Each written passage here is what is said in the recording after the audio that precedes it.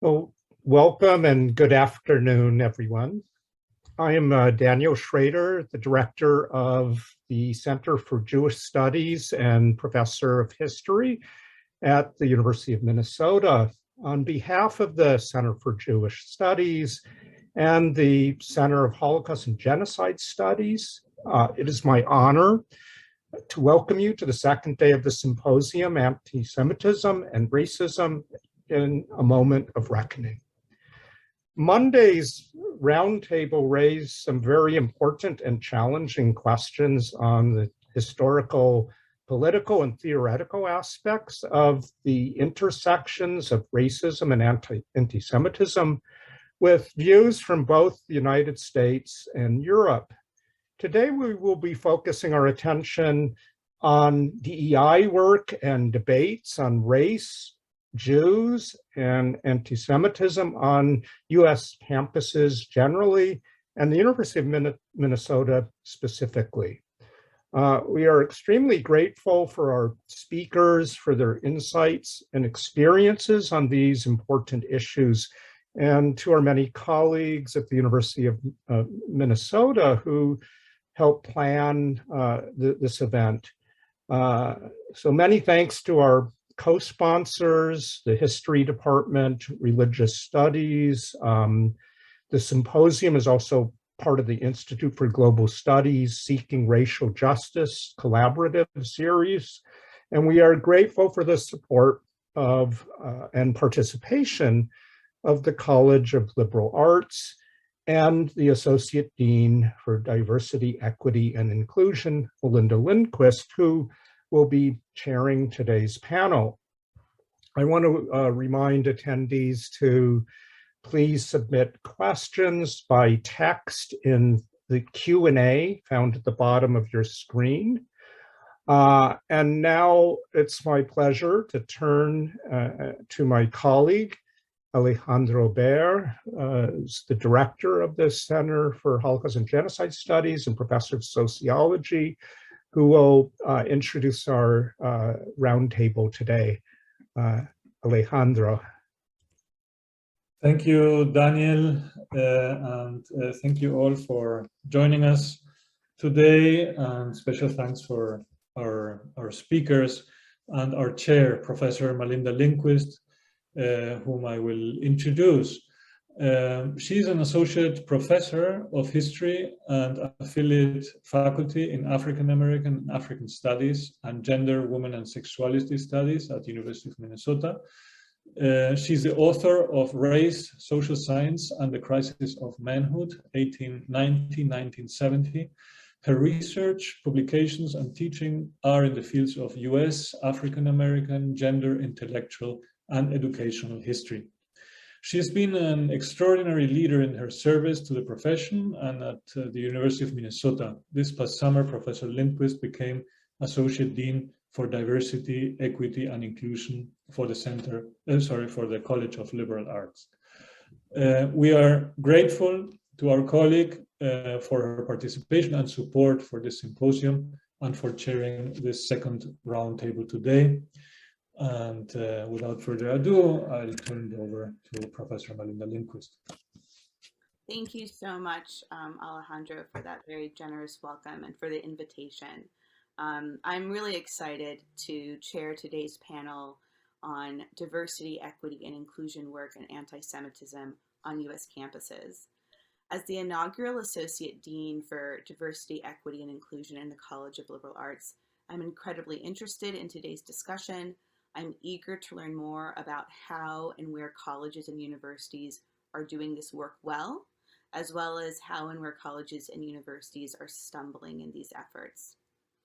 At the university, diversity is broadly defined in our own words at the University of Minnesota as, quote, the importance of ensuring that all members of our community have equitable access to the university and its resources, end quote. To do this work, we state that, quote, we center underrepresented populations who face systemic barriers that impact their experiences on campus, end quote, with the larger and broader goal of, quote, reducing or removing barriers for all members of our community.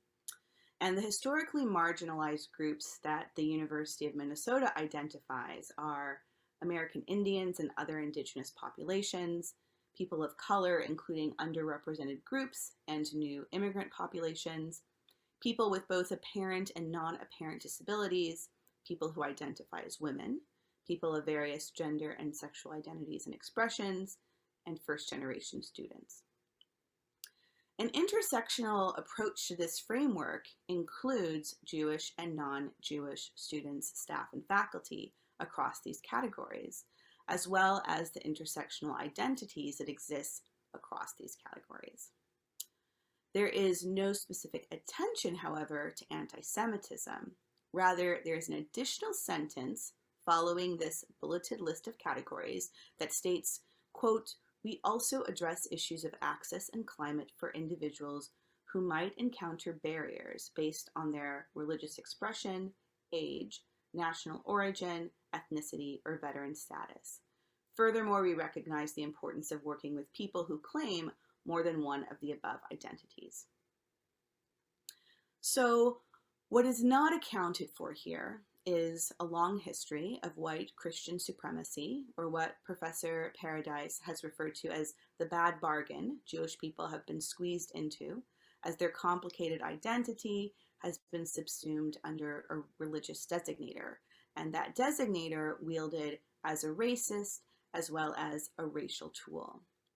That is, what is missing are the historical and contemporary contexts, specifically the powerful ways in which racism and anti-Semitism, in this case, are deeply interconnected. Now, at the University of Minnesota, we know, because we had a visited and attended both physical and online exhibit, A Campus Divided, Progressives, Communists, Racism, and Anti-Semitism. We know from the work of the Task Force on Building, Renaming, and Institutional History, and we know from a recent article, Anti-Semitism Without Quotas, by Professor Emeritus Riv Ellen Prell, we know actually a great deal about the complicated racial locations and meanings of anti-Blackness and anti-Semitism at the University of Minnesota in the 1930s and 40s. We know a great deal about the regular and irregular radical partnerships between Black and Jewish students who were trying to navigate the space of this campus and faced both similar as well as different types of racial exclusions on our campus.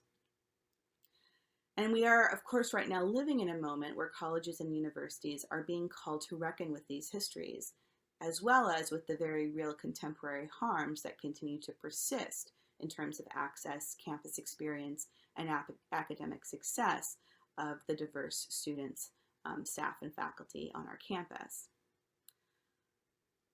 All of this is part of the work of expanding diversity, centering equity, promoting inclusion in higher education. And I'm delighted to learn more about these efforts on our own campus as well as across other institutions. And it's my hope that today's panel and the panels over the past 2 days are really the beginning of a sustained conversation around these issues.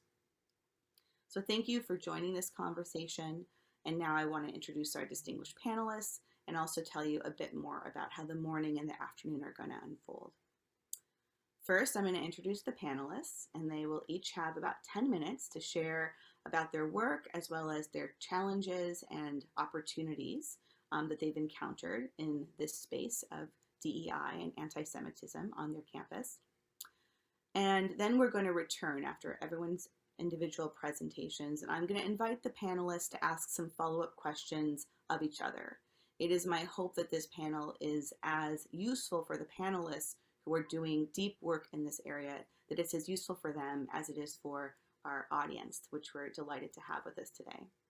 And then we're going to reserve the last 10 to 15 minutes, ideally, for questions from the audience. Audience members, you do not need to wait to submit your questions. I'll be watching the Q&A throughout the event, so submit those questions as they come up. We would love to hear your voices and ideas today as well. So thank you for attending, and without further ado, I'm delighted to introduce our panel. I'm going to begin with Dr. Natan Paradise. He is Associate Director in the Center for Jewish Studies at the University of Minnesota. He teaches a range of Jewish studies courses and has 2 decades of experience in academic advising, curriculum development, and academic policy. He's also played a leading role pushing academic and administrative units to acknowledge anti-Semitism, to more fully include Jews in campus DEI initiatives, and to develop university policy language that is cognizant of the Jewish experience. So welcome, Professor Paradise. I am also delighted to introduce Dr. Amna Khalid, who is Associate Professor of History at Carleton College. Her work focuses on modern South Asian history and the history of medicine, and she writes and speaks frequently on free expression, academic freedom, and campus politics. Combining her interest in free expression with her expertise in history, she hosts a podcast called Banished, which explores what happens when people, ideas, and works of art come into conflict with our modern sensibilities. Welcome, Professor Khalid. Professor Khalid will be presenting with Dr. Jeffrey Erin Snyder, Associate Professor in the Department of Educational Studies at Carleton College. He studies historical questions about race, national identity, and the purpose of public education in the United States. His teaching focuses on the past and present educational policy and school reform movements. Snyder has a keen interest in issues of academic freedom and free expression, especially as they relate to liberal arts education. And last but not least, we are delighted to have Dr. Erin Darby, an Associate Professor of Early Judaism in the Department of Religious Studies at the University of Tennessee. In addition to her research and teaching, Darby has served as the chair of the Chancellor's Council for Diversity and Inclusion and leads the Department of Religious Studies collaborations with the UT Division of Diversity and Engagement. She also chairs the Diversity, Equity, and Inclusion Task Force for the American Society of Overseas Research. Welcome, Professor Darby. And I am delighted to introduce our first panelists. We've decided to be on a first name basis, and so I am pleased to welcome Natan. Thank you, Malinda, and I have to say your introductory comments set up my presentation extremely well, so thank you for that also.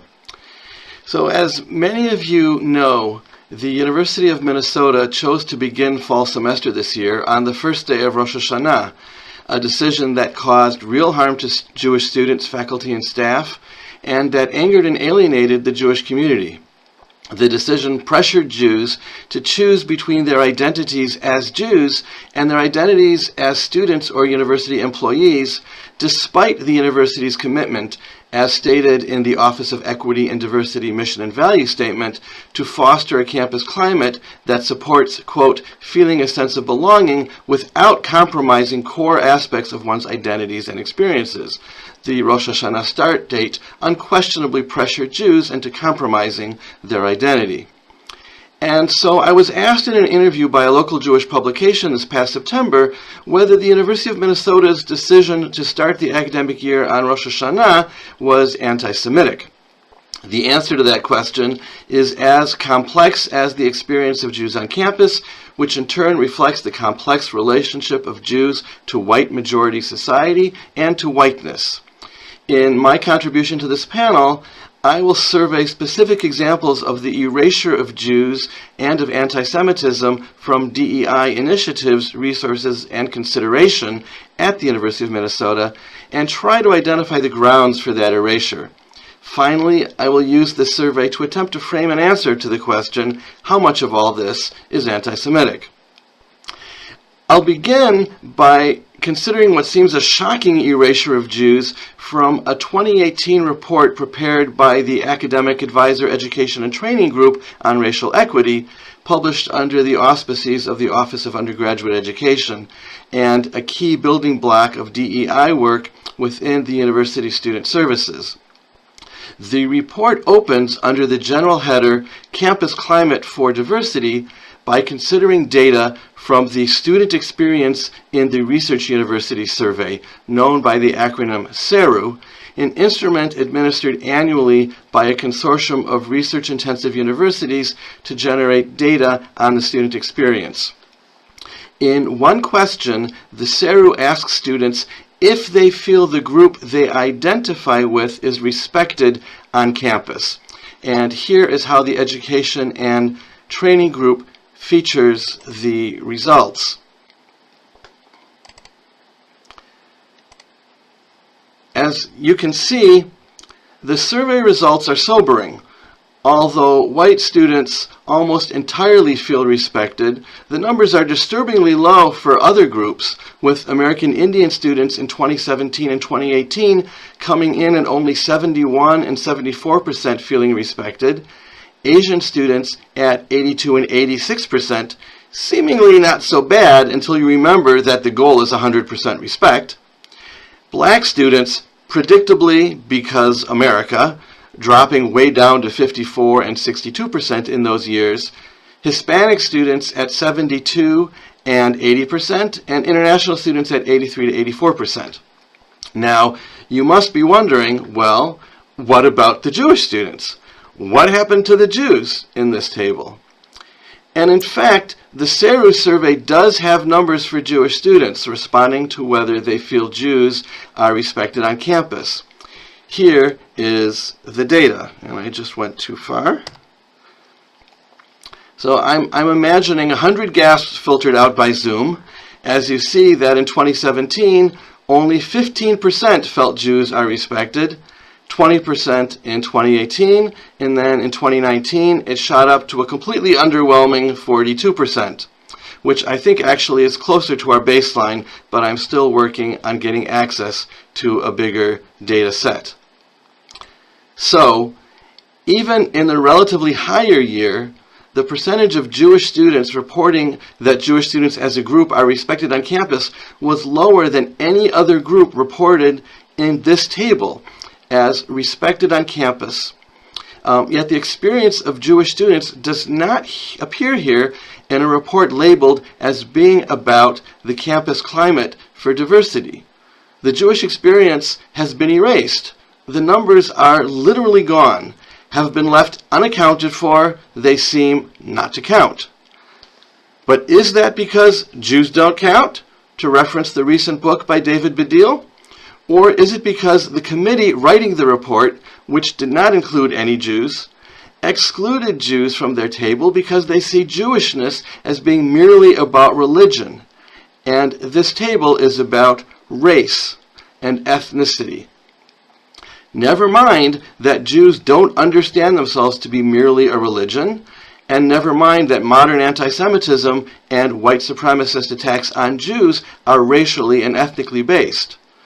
The consequence of this initial misapprehension and subsequent erasure is that the Jewish experience and the needs of Jewish students, not considered anywhere else in this report either, a report intended to set the guidelines for future training work in DEI work. My claim is that on this campus, Jews are regularly figured as merely a religious group, with a consequent erasure from DEI initiatives that are defined first and foremost by attention to race and gender, with other categories trailing, but religion not particularly represented. The original content of the Office of Equity and Diversity Education Program resource page provides an illustration.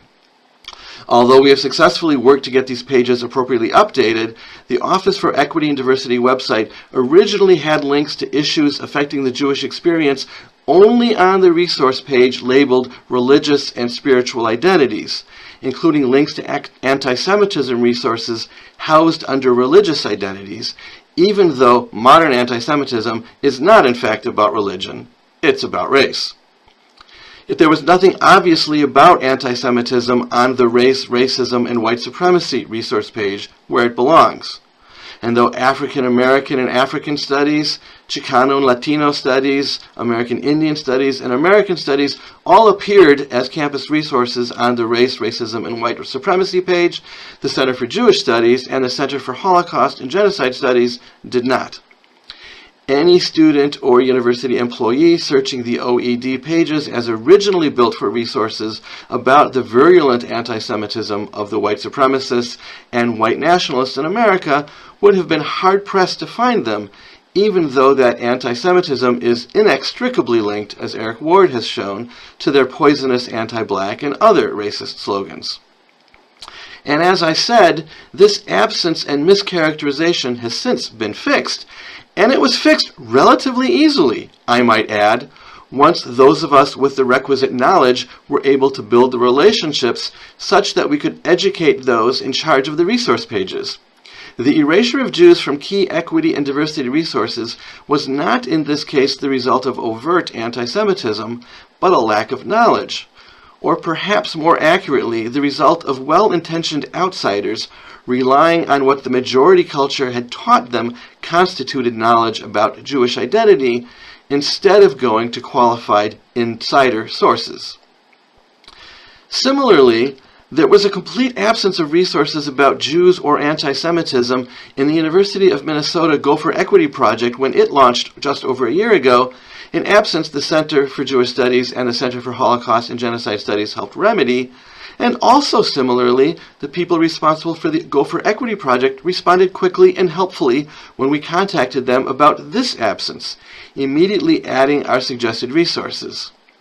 On the one hand, it seems harsh to blame well-intentioned people for overlooking what both their own institution and their culture help render invisible, and yet on the other hand, it is the business of a university to make such things visible, and it is especially the business of equity work to expose the biases and disadvantaging assumptions and habits of the majority culture, and the systemic harm these cause even when employed by the most benign members of that majority. And I regret to add that the same office responsible for the Gopher Equity Project has been less responsive when it comes to abandoning their characterization of Jewishness as being merely about religion. Last summer, that same office built a new and quite laudable resource designed to provide community and support resources to students who might struggle to find a sense of belonging on campus or who actively experience exclusion. I argued strongly that Jewish students, precisely a group reporting that they feel shockingly low levels of respect on campus, ought to be identified clearly on this community page as a distinct community. So here's the page.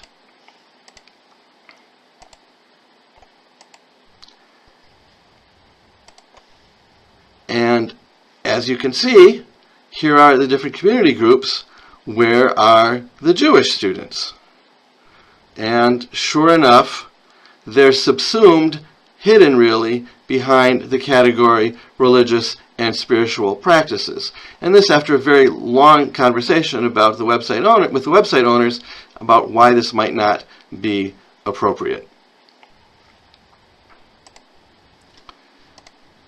Now, Jewish history teaches that being subsumed under merely another religion has never been a benign experience for Jews. Emancipation in Europe offered Jews the prospect of citizenship and some measure of civic rights and responsibilities in exchange for them casting off their separate national and cultural identity and being reconstituted merely as adherents of a religion, like the various Protestant denominations and the Catholics. And many Jews eagerly embraced this bargain, thinking equality was on the table. But the same period in which Jews pursued the hoped-for benefits of the Jewish European emancipation was also the period that saw the development and elaboration of racial ideologies, especially in the last quarter of the 19th century, and those same Jews who agreed to be constituted merely as another religion found themselves refigured as a separate and dangerous race. Jews, in other words, have already experienced the paradoxical possibility and the tragic outcome of being cast as merely religiously different by the liberal faction of the majority, while at the same time figuring as a dangerous racial other for another faction within the majority, and therefore experiencing the same paradoxical simultaneity today ought to give one pause. Being assigned the status religion has always been a bad bargain for Jews, and being merely another religion while giving up other aspects of Jewish identity has been an especially bad bargain in the modern world because it always turns out to be, in the end, entirely one-sided. The implied equality of one among a diversity of religions has never been honored socially or systemically, and the reductionist understanding of Jewishness necessitated thereby has required that Jews turn their backs on aspects of their identity in order to function socially under this external category. You have to show up on Rosh Hashanah. And this has happened even as it has simultaneously distanced Jews from the tools for reclaiming or asserting complex cultural identities under the advocating auspices of multiculturalism, or what we now call on campus diversity, equity, and inclusion. The reductionist force of the category religion, moreover, is part of the dynamic that enables the left to assert that Jews are merely a contingent amongst the other privileged whites, a dynamic rendered successful in part because religion as a category within this discourse is a white Christian construct, incommensurate with the complexities of Jewish identity, but with that complexity whitewashed away by the claim that we are part of a Judeo-Christian culture. Judeo-Christian, there's another liberal majoritarian construct that erases Jewish distinctiveness and identity. Reducing Jewishness to merely religion is very much akin to those who, when engaging with questions of racial equity and justice, say, "I'm colorblind," to which one wants to respond, "That's right, you only see white." And in the same way, when people reduce Jewishness to merely religion, they only see Christian. And as everybody knows, anyone who fits within a white Christian framework does not require a seat at the table of diversity, equity, and inclusion, even if they are peculiarly troublesome kind of white Christian who won't quite play by the rules or stop complaining.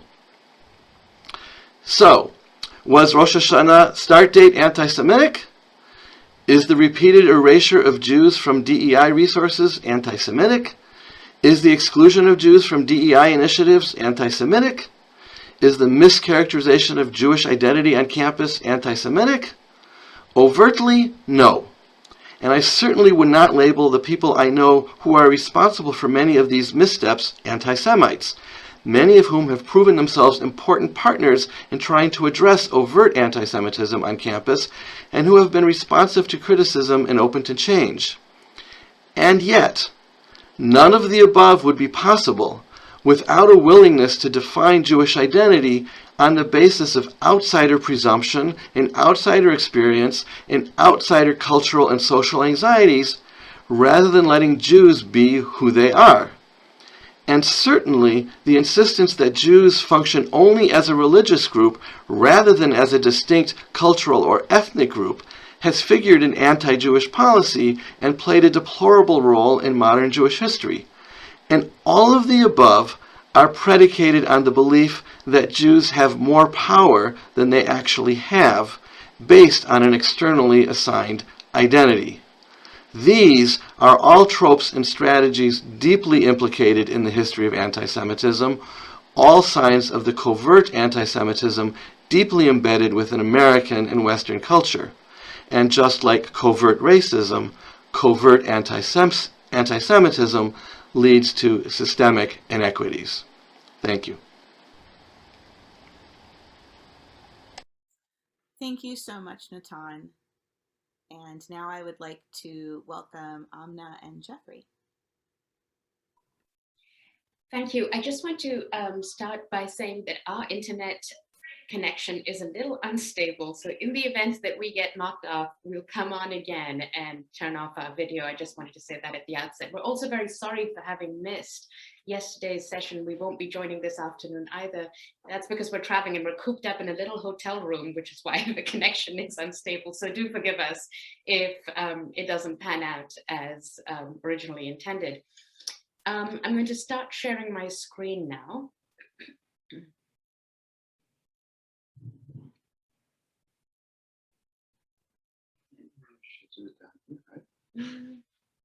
Sorry. Share screen. Right. Okay, so thank you for inviting Jeff and I to participate in this panel. We're grateful for the opportunity. And before we begin, what I'd like to say is explain a little bit about our backgrounds. Neither one of us is Jewish. We don't have any training or expertise in Jewish studies, so I want to be clear about that. But what we do have is some degree of familiarity with DEI and anti-racism rhetoric, initiatives, and policies, particularly on campus. We've been writing and researching DEI issues for the past 5 or 6 years with an emphasis on the relationship between diversity and social justice and free expression and academic freedom. So we've had the chance to examine a whole range of different DEI campus initiatives, DEI and anti-racism initiatives, from bias response teams to diversity trainings. And indeed, this past winter and spring, Jeff and I participated in a mandatory 5-month program of anti-racism training at Carleton. We'll say more about that in a few minutes. So here's the, and I just learned this term, TLDR, too long didn't read, sketch of what we have to say today. Anti-racism and the Jewish experience are all but, anti-Semitism and the Jewish experience are all but absent from anti-racism rhetoric and initiatives, much like Natan pointed out earlier. The standard DEI anti-racism framework present a flat monolithic definition of whiteness. This stems from the fact that conventional anti-racism approaches are either ahistorical or embrace an extremely naive historical vision. Anti-racism initiatives ignore the remarkable intra-group diversity within the category white Americans. And the ethnic or religious identities of different white groups, including Jews, disappear. Okay. Hi to everybody, and thank you so much for inviting us to participate. I want to start by noting that we believe that most students, faculty, staff, and administrators at colleges and universities across the country are anti-racist. What we mean by that is that we suspect that the vast majority of people involved in higher education reject the idea that some races are born superior and others inferior. We suspect the vast majority of people involved in higher education want to live in a world free of racial prejudice and discrimination, a world where your racial background does not prevent people from achieving their full human potential. So we want to draw a sharp distinction between anti-racism, broadly construed, and what we call Anti-Racism, Inc. So if you want to think about Anti-Racism, Inc., the central figure who's most responsible for articulating and promoting Anti-Racism, Inc. is Dr. Ibram X. Kendi. I would say that Kendi in 2021 is the closest approximation we have to a national guru on race relations. He's the director of the Boston University Center for Anti-Racist Research, author of the runaway bestseller, How to Be an Anti-Racist. I believe he just won a MacArthur Genius Grant Award. His anti-racism framework has been embraced enthusiastically by corporations, nonprofits, and schools. At college and universities, Kendi's ideas are often central to anti-racist programming and other DEI initiatives. So if you think about Kendi's worldview, he claims there's a great divide in America between the souls of injustice and justice. He argues that the full arc of American history can be understood as a battle between these two souls, with genocide, enslavement, Trump, and bigotry on the one side, and equality, science, Biden, and empathy on the other. If you're interested, you can check out his Atlantic article from a little while back, A Battle Between the Two Souls of America. Kendi famously wrote that, quote, every policy in every institution, in every community, in every nation is producing or sustaining either racial inequity or equity between racial groups. This dichotomous view, in which people, ideas, and public policies can be neatly divided into anti-racist and racist camps, is the foundation of Anti-Racism, Inc. So let me repeat that if people haven't had their coffee or you're nodding off. The fundamental premise of Anti-Racism, Inc. is that people, ideas, and public policies can be neatly divided into anti-racist and racist categories. So in a recent talk, somebody challenged Kendi on this point, and he compared racial justice to a light switch. He said, last I checked, lights are either on or they're off. Last I checked, there's really no in between injustice and justice. Now, from this fundamental either or framework, another key binary emerges, and that is the binary between white people and everyone else. So to use today's nomenclature, that's the divide between white folks and BIPOC folks. This basic divide informs the logic and structure of virtually every anti-racism policy and initiative. So if you want to think about Kendi as the leading figure in Anti-Racism, Inc., Robin DiAngelo of White Fragility fame is a close second. She too embraces a binary view of racial identity in the United States, neatly dividing up the population into white folks and POC, people of color. In her view, privilege is the essence of whiteness. They're basically synonymous. All white people have it, and pretty much all white people pretend that they don't have it, according to DiAngelo. That's the crux of the white fragility thesis. As soon as white people are confronted with racism, especially their own complicity in maintaining white supremacy, they get angry and defensive, or sometimes collapse into tears. I had the opportunity to read DiAngelo's most recent book, which was basically a tweet that was blown up into a 200-page book. And in terms of this white BIPOC binary, one of the most remarkable aspects of this book, and she says that all white people need a BIPOC accountability partner. That would be a friend or close colleague who would, quote, think with you and challenge you on issues of racism.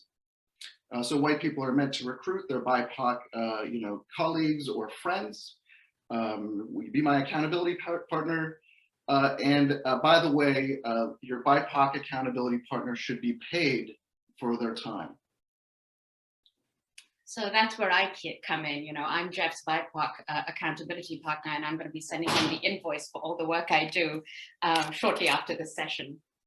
But what I want to do is flesh out some of the key strategies deployed by Anti-Racism, Inc.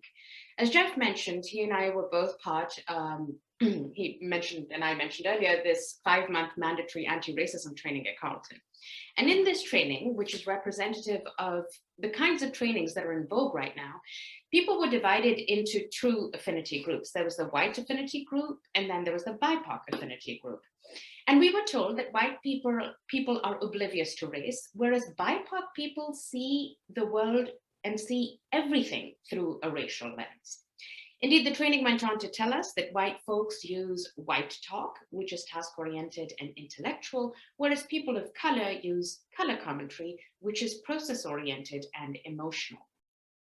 We were also told that traits like precision, individualism, and objectivity, as well as a reliance on rationality, are hallmarks of white supremacy culture. White supremacy itself was defined as an ideology that maintains white people and the ideas, thoughts, beliefs, and actions of white peoples as superior to people of color in their ideas, thoughts, beliefs, and actions. And speaking of how indicative this is of the wider understanding of these categories, here is a chart that was put up by the National Museum of African American History and Culture, which has subsequently been withdrawn with an apology by the Smithsonian. But this chart emphasized again that traits like rational thinking and hard work were primarily aspects of white culture. So speaking about, drawing on the reductionism of this ideology that Natan referred to earlier, you can see it really playing out in public conversations about these issues as well. So in most trainings, you will definitely be encouraged to internalize an ever-expanding diversity lexicon. This vocabulary includes terms such as Latinx, microaggressions, and white privilege. And what's interesting is that you're more likely to learn obscure terms like adultism which is defined as prejudiced thoughts and discriminatory actions against young people in favor of the older.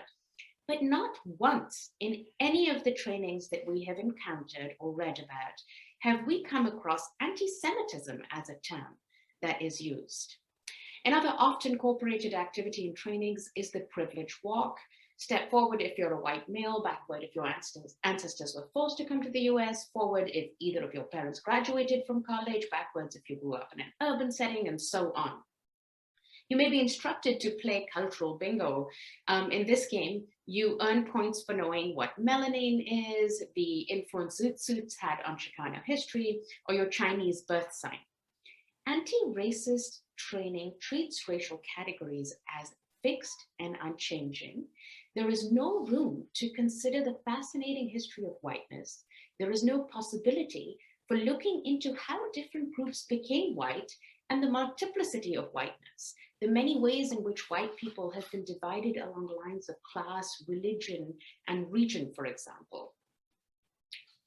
Yeah, so on this multifaceted nature of whiteness, can you make that the full screen, please? No, the presentation. That's what I'm doing. Oh, okay. Carry on. Yeah, so I just want to walk the table of contents to a 1914 book called The Old World and the New, The Significance of Past and Present Immigration to the American People. It was authored by a prominent influential sociologist called E.A. Ross, whose thinking influenced the strict numerical quotas immigration acts passed in the 1920s. In any event, what I want to draw your attention to is the division of immigrants into an array of different ethno-racial groups, right? And so most of these groups that you see here, remember this is 1914, the Germans, the Celtic Irish, the Scandinavians, the Italians, importantly for our purposes, the East European Hebrews. These are all groups that would now be seen as white, right? They would be culturally and politically coded as white. This consolidation of whiteness, where all of the groups that you see represented here become white, doesn't happen until the 1940s and 1950s, not fully consolidated until the 60s, arguably. A century ago, these white peoples were seen as separate ethno-racial groups with their own distinctive traits. Traits that, in an intellectual framework we would reject today, I hope, traits that ran through their blood and comprised a kind of inescapable racial or cultural heritage. Note the addiction to violence of the Italians, the Germans as pathbreakers for intellectual liberty, and the extraordinary fecundity of the Slavs. Go to the next page, please. People of Jewish descent, and this was common at the time, are represented as Hebrews, right? That was the lingua franca 100 years ago. Intriguingly, if you look at this subheading, it mentions the growth of anti-Semitism, which I never caught when I've scanned these table of contents before, and now I want to go back to the primary source and read that section. If you think about DEI and anti-racism trainings, you can go out and full screen. They've got a strong emphasis on issues of privilege and oppression, but they project backwards into time an anachronistic monolithic vision of whiteness. So my students are surprised to learn about the vicious anti-racial, anti-Irish sentiment that was so central to American politics and culture in the mid-19th century. That is amazing to them. They're likewise surprised to learn that eugenicists and anti-immigration types such as E.A. Ross were primarily concerned about the hordes of, scare quotes, low IQ, morally suspect Italians, Eastern Europeans, and other peoples now culturally coded as white. They were not primarily concerned with people of African or Hispanic descent. That doesn't mean that their thinking wasn't infused with vicious, reprehensible anti-Black racism, but that actually wasn't their primary concern. Much more interested about the threat, quote unquote, posed by peoples we now see as white. So the story of oppression, according to Anti-Racism, Inc., recapitulates the white BIPOC binary, erasing the diversity and complexity of peoples now seen as white.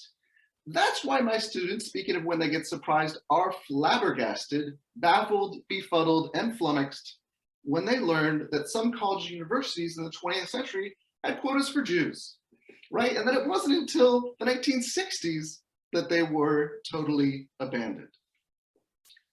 So similarly, regarding white supremacy, there's no space in these trainings to consider its many different forms, from plantation slavery to sharecropping, lynching, voting restrictions, and redlining in housing, not to mention how historically anti-Blackness often went hand in hand with anti-Semitism. So far from opening the space to talk about how different people may see the world, we are told in these trainings how the world is. That's one vision that's presented, and the only one. Not only is this a prescriptive and heavy-handed top-down approach, there are two additional points I'd say with it. One is that it reinforces the idea that races are inherently different, hence reifying race essentialism. And number two, it leaves no room for any conversation about diversity within these two categories. No space for exploring the tense and messy past and present of tensions with what is considered, the white group today. So as a result, anti-racism erases the long and complicated history of anti-Semitism in the US. It simplifies oppression and obscures many of the sites of discrimination, both in history and in the present. And there are a number of things that we'd like to talk about more, but I think I'm going to stop here and wait for the Q&A and the panel discussion to address those. Thank you. Thank you so much, Amna and Jeffrey. And now we'll welcome Erin. Hi, everybody. Can everyone hear me okay?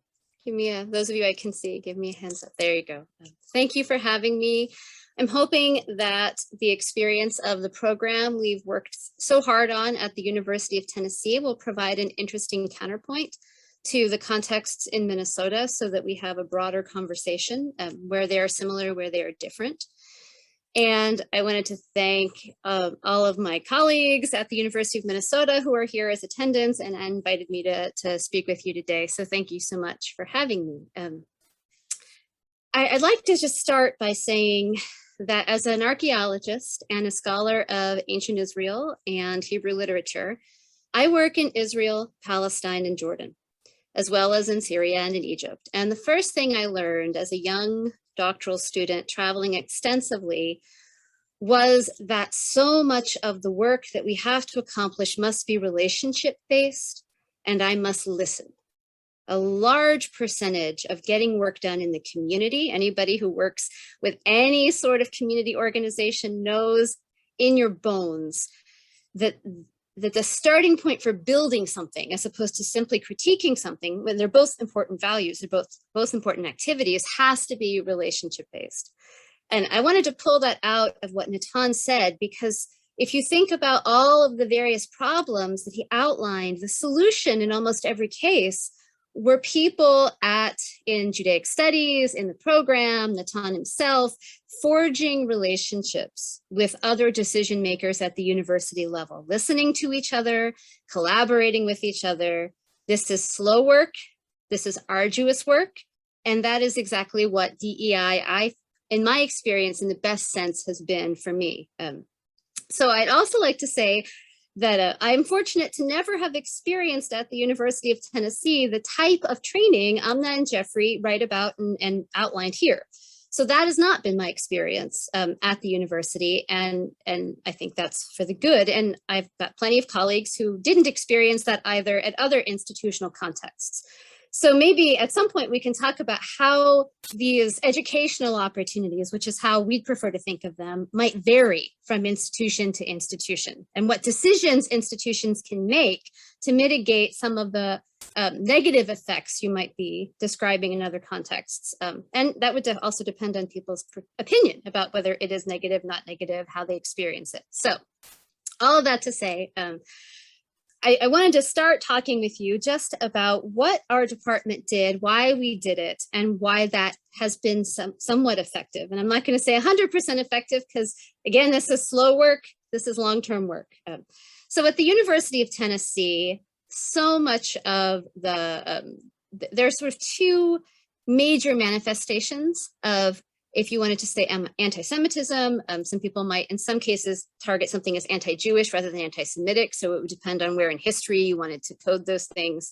But the challenges we face are outward white supremacy, right? Having white supremacists come on campus, leave slogans in public places, intentionally target the university community to create drama, to make a scene, to get national renown. And that's often what you might see if you see something in the national news. And it doesn't happen very often, but it doesn't have to happen very often to have an intense and freezing impact, not only on our students who identify as Jewish, but also on our larger Jewish community here in East Tennessee and across the Jewish Federation in Tennessee. There's also systemic ways in which the university system is built, very much like Natan is talking about with Rosh Hashanah, to make it harder for Jewish students, and mostly not intentional. I'll give you a good example. We don't have at the University of Tennessee a clear and consistent religious holiday absence policy, and we'll come back to the religion piece because I think that's really important about Natan's talk. But there isn't an easy way for students to notify their faculty and say the dean of students and say, you know, Professor so-and-so, I know I will have to miss these days for the Jewish high holidays. Can we have a conversation about that in a way that's proactive, or that there's any kind of institutional support, that the students don't necessarily experience it that way. The faculty may not have the education if they're outside of their, if it's not something they know about, they may not know how to evaluate a student who comes individually. So there's some systemic things, right? Christian students who identify as Protestant never have to worry at Tennessee about asking their professor off for Easter. Now, if you are Orthodox, it might be different. So our system is built for a particular holiday schedule, whether you want to define those holidays as cultural, ethnic, or religious, right? There's systemic issues that we inherit. That's no one's fault per se, but they also need to be addressed because they also have a negative impact. And actually, that's what I think our students experience and our faculty and our staff experience most frequently. And it can be even small things like having a holiday party for your office and expecting that people who may not celebrate Christmas would opt out, or only Christmas is discussed, or, you know, everyone has a game where they talk about their famous Christmas tree ornament, right? These sorts of typical questions about how do we encourage an open and equitable workplace environment are often the ways that many of our students, faculty, and staff experience bias at the University of Tennessee. So all of that to say that's sort of where most of our challenges lie. There also another challenge I might mention is just, you know, there's so much difficulty, and especially in a Southeastern context, you have to consider our own historical and geographic context. So many people who experience negative outcomes as an extension of their economic status or their first-gen status or their racial, ethnic, religious status, etc., that you can easily end up in a sort of what you might call a diversity war, right? Whose pain is worse? Whose suffering requires immediate response? If the chancellor releases a response to one thing, why not another thing? And I think every university campus deals with some of those large-scale questions. So part of what we've tried to do is build bridges as much as possible, and I'll explain now how I think that our role as Judaic Studies faculty, and we happen to be in a religion department, so there's some tension, sure, there, have done that effectively. The first thing is we have to be in the places where the decisions are made. So as Natan pointed out, Judaism doesn't fit neatly into these prescribed categories. And as a scholar of early Judaism, that was one of the things that made me so excited about studying anything. And I'm an expert specifically in the 8th through the 6th centuries BCE in the Southern Kingdom of Judah, if you want to get really specific. But the practice of this cultural or religio-cultural tradition does not fit neatly into Western categories of analysis. And when folks outside of a religion department start using words like religion, and you could probably say the same thing in some ways for race, ethnicity, and other categories, they very rarely recognize the complicated categorical work that they're doing by dividing things into places, and the fact that so often when we divide things into categories, we also end up with a ranked hierarchy of those things. That's something that folks who do Judaic studies, and even in a religious studies context, we do really well.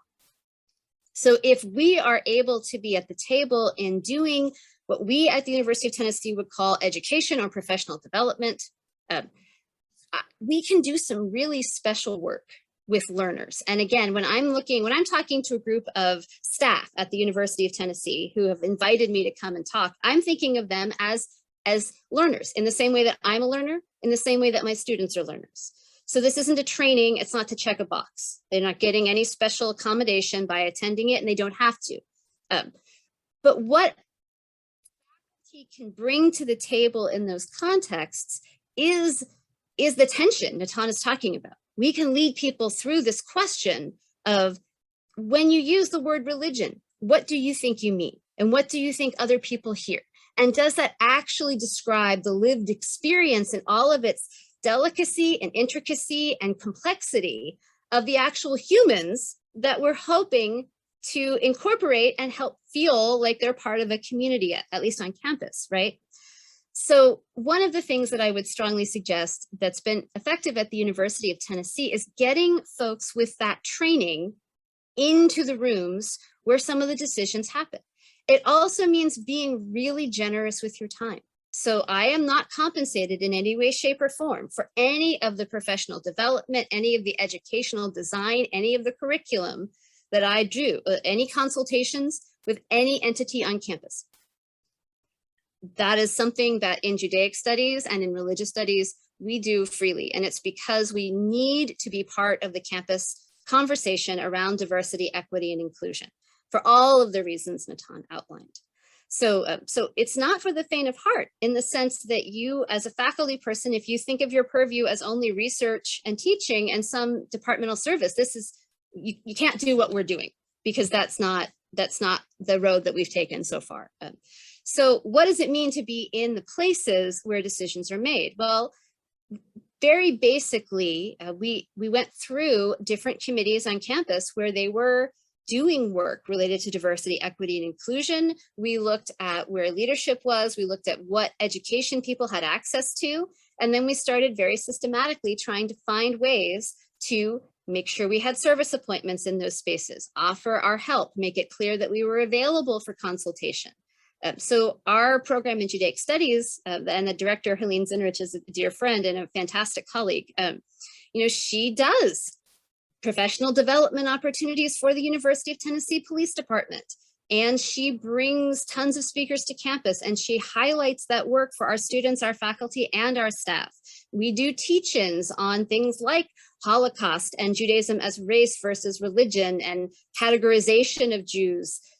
We are doing lots and lots of consultations with individual units on things like food accommodations, and what does the diversity within Judaism suggest about how you might proceed in being really responsive and sensitive, mostly teaching people that you don't know what you don't know, right? So that's such an important step in all of our learning, is getting into relationship with individuals, whether it's a one-on-one relationship or a committee relationship or an educational relationship, so that people can start asking themselves, well, do I know what the holiday calendar is? Do I know what I'm going to do to accommodate a variety of dietary restrictions, particularly in this case as relates to various kinds of Jewish communities? Where would I go and get a Glock kosher meal if I had somebody who needed one, right? These questions that don't occur to us, that are very a cultural studies approach to religion, essentially, right?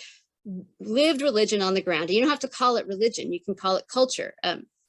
And that's something that we teach in all of the professional development we do, is where does the background come from for what we call these things? And why does it matter? And what harm does it do to communities when we give names and categories to things? So I'd like to say that over the last 5 to 6 years, that this has had a marked impact on at least having professionals who have some of this knowledge at the table. So now it's more common for the chancellor's office to contact us and say, we need to plan the annual award ceremony for students. What do we need to know about holidays surrounding that, or the calendar, or food accommodations? That didn't happen 5 years ago. Now we all have contacts from the UT system. Well, I collaborate with OED because it turns out that our religious accommodation requests, which would include in some cases requests related to Jewish students, go to OED. But most people in OED don't have that level of long-term education about Judaism. So instead of just deciding on their own, they come to us and ask the department or ask the program in Judaic Studies, what do we need to know? It took many years to get there, but I don't want to take too long because I know we want to have time for questions. I do think it is really important to listen really carefully to the lived experiences of all of our diverse constituencies in higher education. I have benefited immeasurably from my colleagues of diverse background. We do, there are challenges at our university like any other about, what's going to be the priority and what is the framing device you're going to use to talk about whose concerns come to the top and whose concerns are addressed first. And yes, those are real challenges. But I also have seen significant progress when the people who have an investment in these things are at the table together, not criticizing each other out of the gate, but listening to each other first, and then using all of our intellectual capability to build something that might look different than what's already there. But we have to be willing to be there to build it. And I think that's hard because then you get into some really serious problems with faculty time allocation and labor and invisible labor. And my African-American and Black colleagues at the University of Tennessee are doing an incredible amount of work. I mean, it's just insane the amount of work that they're doing for which they are uncompensated, but they're doing it because it's passionately important to them. And when there's an event like painting our public rock with an anti-Semitic slogan, it is the Jewish faculty and the Jewish students and Hillel who are doing an incredible amount of invisible labor to inform the community, to educate the university, to advocate on behalf of the students and the broader Knoxville community. And that's not fair, right? That is an imbalance, and that's a real problem in diversity, equity, and inclusion work that I'm not sure higher education has solved. So I don't know if I'm giving you a cautionary tale or an optimistic tale. I think that there's incredible work to do. I don't know if the traditional categories of work in higher education allow us to reward people for that work, to recognize the work that they're doing, and then even to insist on the level of quality and outcome for that work. I will say that though, if we're not willing to work with the offices where these things take place, then it's not really fair to be critical of them, right? If I'm going to be critical, I need to be at the table. I need to roll up my sleeves. I need to be listening. I need to be collaborating. And I need to take that seriously as a scholarly mandate and an educational mandate. All right, Malinda, I told you I'd try and get right to the point. So we have lots of time for conversation. That was lovely. Thank you so much, Erin. So I want to begin by letting the panelists take a breath, but also invite you to be in conversation with each other.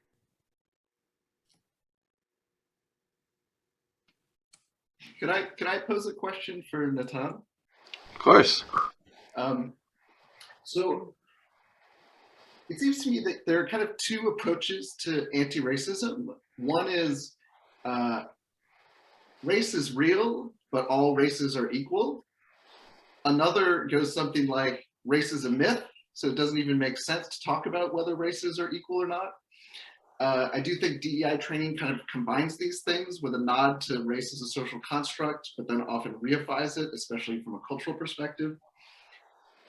But what I'm curious about, not thinking about the Jewish experience primarily or exclusively as a religious one, I think at some point you used the term as a cultural or ethnic group. but I'm curious about it. There seems to be a tension here, because if you're going to claim the ethnicity, that very quickly moves into a racial definition of Jewish heritage. And of course, we don't need to go into all the details about how pernicious that can be. So I was just curious about what your preferred vocabulary would be, and whether you see any potential danger for somebody from the outside who's not deeply immersed in Judaic studies or the Jewish experience, who might be like, that might reinforce that idea, oh yes, Jews are a racial group with these distinctive negative characteristics. So I'll confess that I asked myself exactly those questions at 2 o'clock in the morning as I was working on my comments. And I think what you're getting at is precisely the problem of categories. Categories always have these problems. As soon as we attach labels, as soon as we start creating boundaries and divisions, we risk reifying them. And all of these categories are cultural constructs. So what do we mean by ethnicity? My answer to that is the answer that I teach my students in my intro course, is always the answer. It depends. Right? It depends on who's asking it. It depends who's using it. It depends on whether they are using it as trained anthropologists or whether they're using it in popular culture. And so we always run the risk. The language matters, and language also traps us. So I don't know that I have a good answer. I stared at that phrase, cultural, and I think it's okay. What does this really mean? What I know it means is complexity. What I know it means is that many Jews feel themselves to have multidimensional identities, which is not the same as intersectional identities, although there's that also, but multidimensional identities, and different aspects of their identities float to the surface in different contexts. And that's not just true for Jews, it's true for everybody. And so I guess, thinking about your presentation, one of the things that I would respond is that in your experience of Anti-Racism, Inc., to what extent do you think it allows multidimensional facets of identity to ever be expressed in the conversation? Or is your experience of Anti-Racism, Inc. Always reifying in the way it's framed? That's a great question, actually. And I would contend that Anti-Racism, Inc. itself, so again, making that distinction between anti-racism and Anti-Racism, Inc. Anti-Racism, Inc. itself, I find the entire framework to be flawed. And I think the very construction of binaries in this fashion cannot be addressed by adding more categories.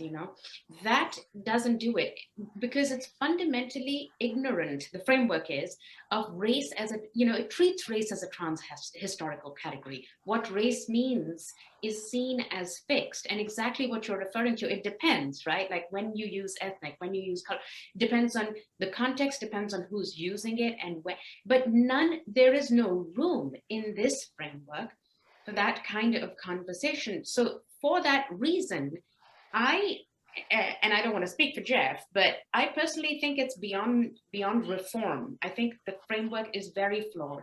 And it'll come as no surprise to you that as historians, both of us, and one of the reasons the key flaw is precisely how ahistorical it is. It pays no attention to how these categories have come to be and how they're constantly evolving, and what are the ways in which they're being challenged right now, within a given room. Just to really briefly, one of the most popular DEI exercises is what's commonly known as an identity wheel exercise, right? So, you'd have what's your racial background, your class, your gender, kind of your sexual orientation. Those would be four of the most common categories that would be there. Religion is very rarely there. And for a lot of American adults, that would be a primary component of their identity. I mean, Jeff, can you say more about how you know that? Because that would not be true in the South. So I've never attended a diversity event of the type you're describing where religion wasn't discussed, such that as a scholar of religion, I worry about asking people to disclose religion, which otherwise don't ever do in the classroom. So that I'm wondering about the generalization of this, what DEI things are, right? Because that has not been the experience in the Southeast for sure. Yeah, I mean, the regional component, I think, I'm sure has an impact here. This is based on, you know, Amna and I clicking through probably 36 websites of college universities across the country. And do you know like what level of university? So were you when you culled the data, were you looking at like Research One? Were you looking at everything? It's really interesting to see how these get deployed differently in confessional environments versus public university environments. Yeah, I mean, I think that there is variation, and I'm glad to hear some of your comments particularly were heartening to me. But I do think that some of the basic kind of fact patterns that Amna and I are describing, if you go to DEI or anti-racism web pages, and you kind of just did a random sample, I suspect a lot of it would line up with the characterization that we're providing. But specifically higher ed websites, or even like, because that matters, right? When you're talking about would religion be or not be included, the problem, Natan's argument, astute observation that Judaism under religion means that at a public university, there are now very different considerations about having religion be openly acknowledged as part of something that you're doing at a state university setting, right? So all sorts of mitigating factors is my point, depending on where the website is housed. Absolutely. Absolutely. And just really briefly, these exercises require us often to disclose information that might be deeply personal for people. Some people might be, you know, out and loud and proud if they're LGBTQ. Some people might want that to be a personal and private thing. And Erin, to follow up on that exchange, what Amna and Jeff described is very much what I'm familiar with. It's very much the kind of training that goes on here, that my colleagues at other regional institutions have. I know it's typical on the East Coast, on the other coast. One of the reasons I was thrilled that you agreed to be on this panel is because you have such a different experience. And so you said that you've never seen the kind of training that Amna and Jeff described. Not as a university. So, you know, I always forget the full acronym. I did Academics for Black Wellness, which is a third-party organization. And that was my choice. That wasn't something I needed to do as a university employee. It was completely separate. And, you know, different contexts, particularly outside the university, do this differently. But at the University of Tennessee, we don't have mandatory check the box training. That isn't how we do this. So lots of opportunities for education, and especially staff who have a DEI category as part of performance analysis can choose kinds of educational opportunities or engagement they want to do to fulfill that part of their job description, and with the hope that that is meaningful to them and also to their job. So can you identify what is signally different in your context? Well, so first of all, and I teach a class on religion in the workplace. So part of that includes readings and research related to mandatory diversity education, right? And what you find is there is a variety of responses, some of them negative, some of them positive, to mandatory workplace diversity education. There's lots of different studies, mostly from the social psychological world, but that's the research mechanism that they're using to do that work, which is a little strange to me as a humanities historian. But in any case, you know, you run a risk by making a training mandatory that you're going to have a considerable number of your employees respond negatively. So you have to ask yourself, if you are running an educational or professional development opportunity, how do you provide that to the widest swath of humans, but have it deployed in a meaningful way so that people don't consider it just, okay, I did that thing I had to do this week. And I'm not saying I have the answer to it. At the University of Tennessee, we have provided, for staff who do have a DEI requirement, we've provided many ways to fulfill that. And they meet with their supervisor at the beginning of the year and have a conversation about what it is they want to do It could be women, it could be financial, it could be any type of diversity, right? And they're allowed a lot of autonomy to set that, and then to explain how the deep dive they do impacts the implementation of their job. It doesn't do us any good for you to go to a thing and check a box, and it's not meaningful to the kind of work that you do. So I'm going to let Amna and Jeffrey get in one more time, and then I think we'll open it up to audience questions. I think, what you're pointing to, Erin, is very, very important to note, which is that there is now plenty of research showing that mandatory trainings do not work. I said they sometimes don't work, right? Let's be clear. I said that they have some outcomes positive, some outcomes negative. So I'd say the research is mixed. You're going to get pros and cons. That's how I would moderate that. I'd say I think you're right. Like, there are aspects of them which may work, but I think the aspects that they're aiming for in the main are the ones that they fall short on.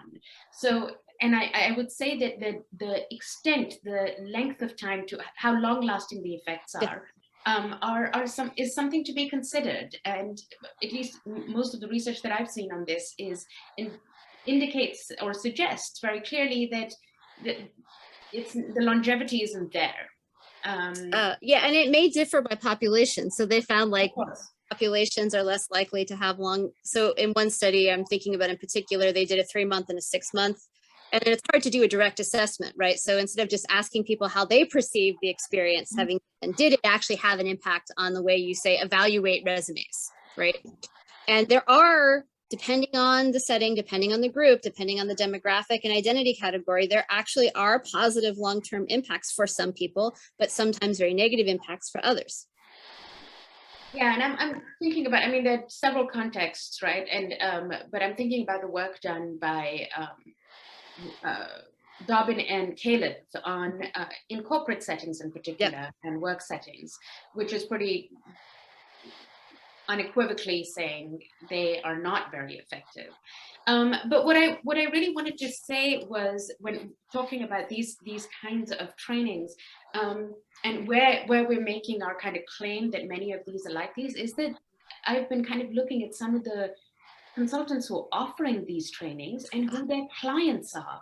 And it is honestly soul destroying to me that higher ed institutions are amongst one of the kind of primary set of clients for many of them, because in my mind, this is, Jeff and I've written about it, we see training as categorically anti-educational. It doesn't do what we're aiming to do. And to see higher ed institutions, which are in the business of education, reach out to training and bring outside consultants in who have these flat categories is troubling. And for the listeners, on the issue of the limitations of categories, I think a book that may be worth reading, which is very accessible, is Ashad Manji's Don't Label Me, which kind of speaks to some of these problems of categories. Thank you so much. So, there are a number of questions that have come in. I'm going to try to maybe merge a couple of them here. I'm thinking about this as I do it, because I'm also thinking a lot about this conversation about categories. And I do think in the higher education context, right, these categories also emerge out of a very specific history, right? So the reason that we have language that is about protecting women and their access is because of the history of discrimination. The reason that we have language that's related to people based on, in our language, right, we have language for American Indians and indigenous populations and for people of color. It also, right, it comes out of a struggle for access to that space. So there is a way, I think, in which the categories, I think that there's a way in which on the page, right, on the page, they seem very static. But people that are doing this work realize that they're not static, right? They come out of movements of people and institutions to demand, right, access and protection for underrepresented students, staff, and faculty in these spaces. But I definitely am hearing here this sort of critique about the ways in which, people have experienced trainings that do something that's very reductive.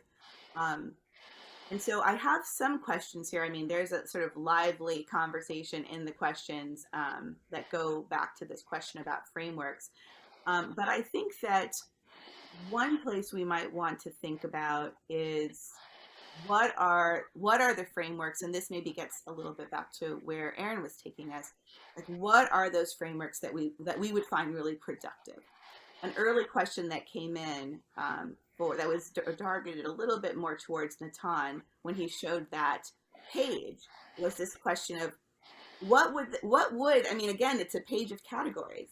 So what would the category be? What would we want that space to look like? And I think I want to just say, I think sometimes in doing this work, I completely agree with Erin that is so much about conversations and building relationships. And at the same time, it's so much about disaggregating the data that you have, right? Because even these categories, when they're not sort of thought through in an intersectional way, I mean, Black doesn't tell you about the experiences of Black women or queer women or Black Jews, right? It doesn't do that. It hides that. So I feel us wrestling with the sort of that static nature of the categories, even as we all want to sort of be aware of that real complicated nature. And it strikes me, right, as institutions of higher education, we're so well placed to do that. And I love what I'm hearing from Erin about the ways in which, and this is a conversation we're having in the College of Liberal Arts right now, is how is it that we think about the broad education, right, that we provide in liberal arts around the sort of complicated nature of these categories, and how do we make that more broadly accessible, right, and pair it. I think for us it is about pairing, because there is a deep desire, I think, and interest for people to gain sort of new tools so that they feel that they're sort of better serving students, and also ensuring that staff and faculty have better experiences in the university in a space that they frequently have not had the best of experience. So I wonder if we want to spend our last couple of minutes sort of pushing into what is it we'd like to see, where is it we'd like to go, what is it that we can imagine in this space, and how it is, and this is, I think, a question for all of us, is how we continue to do that imagining after this conversation, right? Because this is a touch point where I think a lot of people are interested and engaged and want to continue the conversation. So how do we continue to do that? So I'll go first, if I may. One of the reasons why I chose to begin with that table is that it kind of showed me the reductionist enterprise at work. The CERU data is actually very rich, and it has multiple categories in it. It allows students to define their identity and to choose which group they want to be identified with and talk about that group's experience. I saw somebody in the Q&A asked, well, is there data on Muslims?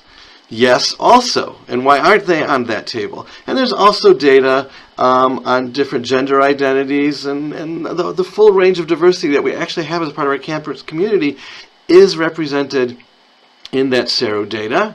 And then you go from this rich data that reflects individual experience and individual complexities, and then you attach the category of diversity, which is still, okay, broad, and then it immediately gets narrowed into race and ethnicity, and then that gets narrowed into, these even more specific categories.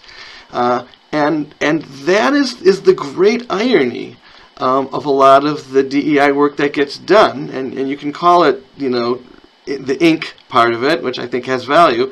But the irony is that one of the incredibly important insights of equity work, and it's an insight that grew out of some really important Black thinkers in particular doing equity work, is that you let people define their own identity and speak to their own experience. You don't tell other people who they are.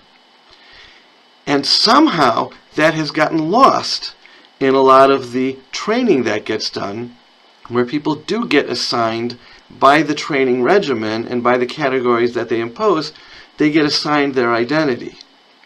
And so what I would like to see happen is a breaking out of that and a return to the fundamental insight of equity, which is that people get to be who they are, and other people don't have the right to tell them what their definition is.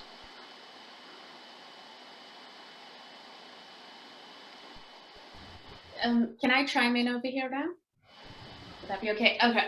So I love what you had to say, Natan. And I think the important piece, and this needs to be clarified, when we're critiquing anti-racism Inc., we're critiquing a particular kind. We're not critiquing all attempts at anti-racism, and that distinction perhaps wasn't as clear as it needs to be. And we are critiquing the dominant model, but what I want to say is that my critique of the framework is not to say that we shouldn't address anti-Semitism or anti-racism. Quite the contrary. I'm saying that training is not the way to do it. It's way too important to relegate it to training. And the right place for doing this kind of work is educational. And that's why I like the kind of thing that, Erin, you've been talking about, the educational model and ways in which, and for that reason, we need to draw on the intellectual capital within campuses, not call on these consultants from outside who know nothing, who impose these categories from the outside. But most importantly, what I'd say is that in my mind, when we talk about alternatives, and I'd like to talk a little bit about that because I recognize that we give a lot of critique and not enough alternatives.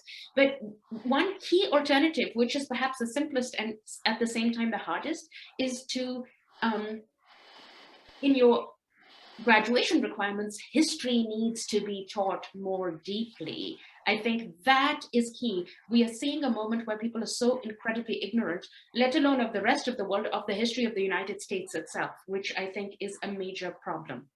That's one thing I'd say. The other thing I'd say is that there are other models, educational models out there, which I found very interesting. I haven't seen them speak specifically about anti-Semitism, but I can imagine things that connect or kind of, it can be tailored to do that.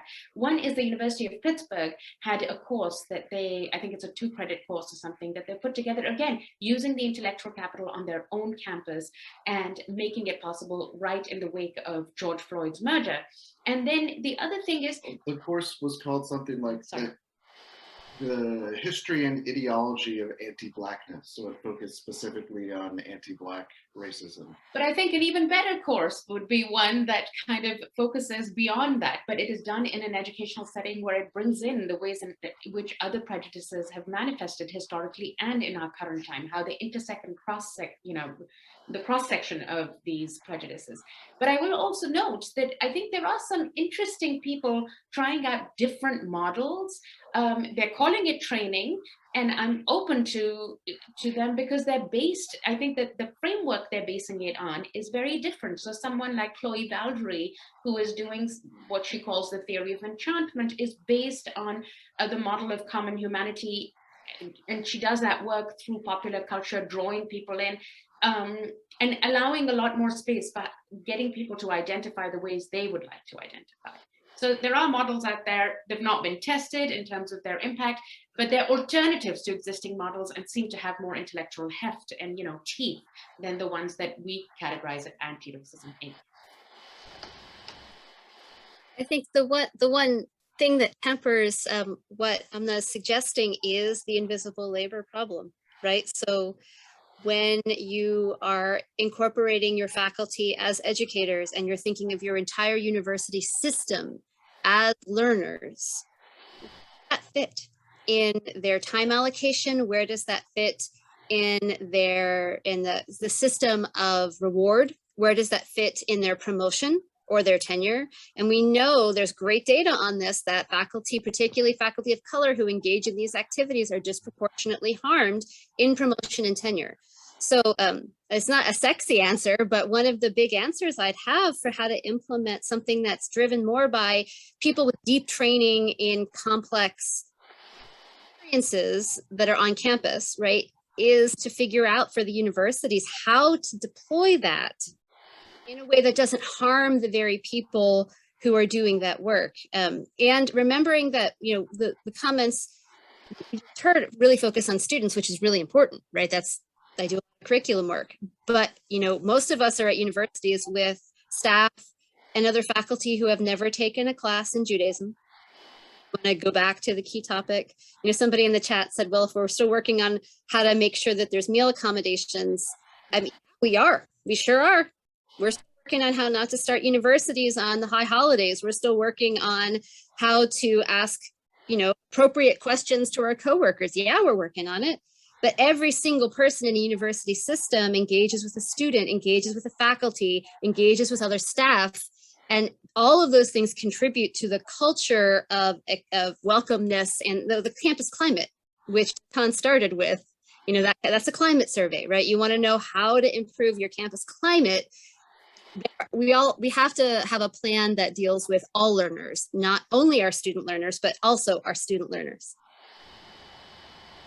Well, really briefly, institutions should, put their money where their mouth is. And I appreciate all your comments, Erin, that this labor does fall disproportionately in certain faculty populations. So give faculty course releases, incentivize this kind of work. To me, it's you got to have the institutional support structures there to allow people to take this on as a serious educational project rather than let's say we did the anti-racism training. I just want to chime in and say precisely this, that where institutions can help out is not by bringing in consultants, but by providing incentives, and not just to faculty, but also to staff. So for instance, yesterday we were giving a talk at Osiris College, and I was quite delighted to find out that their staff, it seems, who are particularly in student affairs, who engage in these things, regularly take courses on these things. So why not mandate that, not mandate, but, give them credit for doing that and say, take one course, you have to take it in the year. It doesn't matter which department it's in, but those are the kinds of collaborations between faculty and staff that actually build bridges. Whereas in other institutions, I think 2 different curricula are being taught. Yeah, I would add also that these outside trainers are expensive. And so there's no reason why we can't take those dollars and invest them internally. Why are we bringing in trainers many of whom I would not consider qualified to stand in front of my classroom, and we wouldn't hire them as an adjunct, for example, and yet we're hiring them to teach in this other context? It is education, it's not training. And so let's have it as a goal that the people doing this educational work about diversity and equity and inclusion have the background to actually do it. And that might be internally on our own campuses, and there are many people on our campuses, wherever you are, who are qualified. They might be on other campuses. But let's attach the same standards to this work that we attach to all of the other educational work that we do. That's who we are.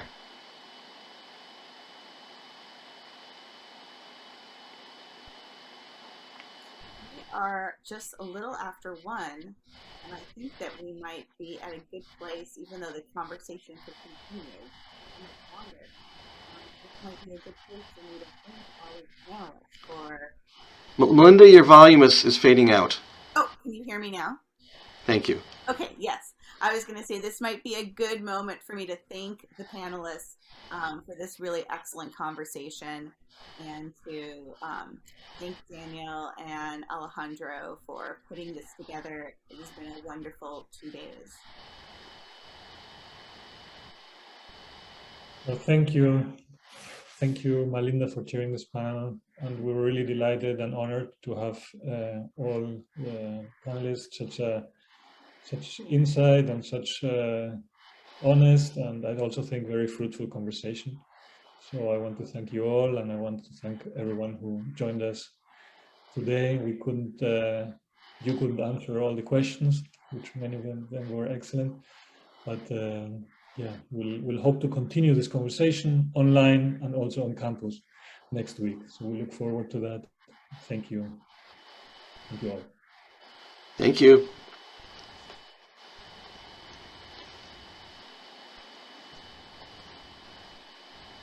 Thank you all. Thank you.